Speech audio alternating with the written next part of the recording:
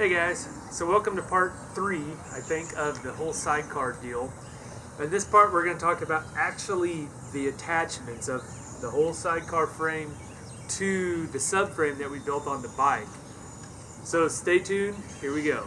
So to get this attached to the subframe that we made, I made these connectors. I don't know what else to call these, but it's just pipes that they fit inside each other, and then I welded little small 1/2-inch pipes on top and slid it, and that way you could put pinch bolts in there, so that way it pinches this down, holds this pipe tight.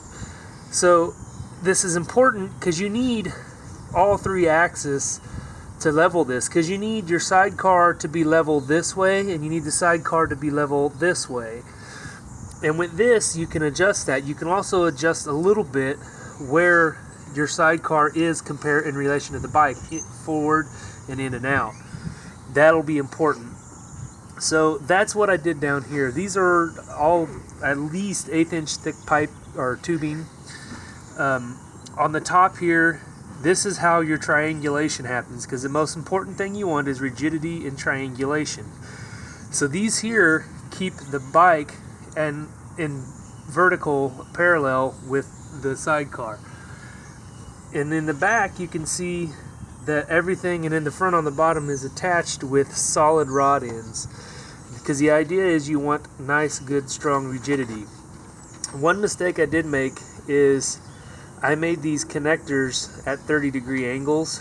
I should have made them at like 45 at least, probably more like 60. It would have been easier to adjust everything on the sidecar. But now we'll talk about some other important measurements. So the next thing we want to talk about is the toe end of the sidecar. So when it's hard to see here, but this sidecar wheel is actually cocked at an angle like that.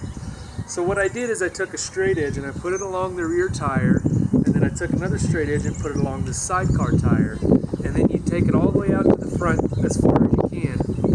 And the measurement on the back, I think, was like, I don't remember, 47.5, we'll say. The measurement in the front needs to be at least 1/2 inch narrower than that. Mine ended up being 3/4. Typically, you want a toe in between 1/2 inch and about 1 inch, somewhere in that range.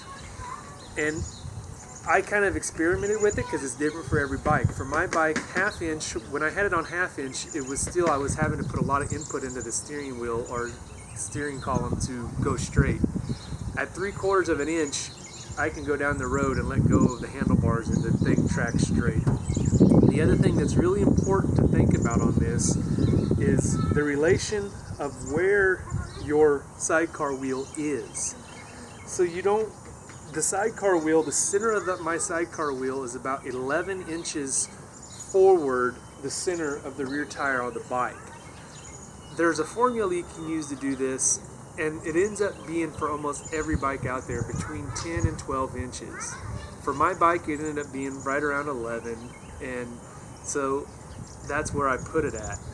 That gives us where we are to now. So those are your points that are really important. You want things to be level, your bike to be level. You want the toe in, and you want the distance, the wheel lead is what they call it.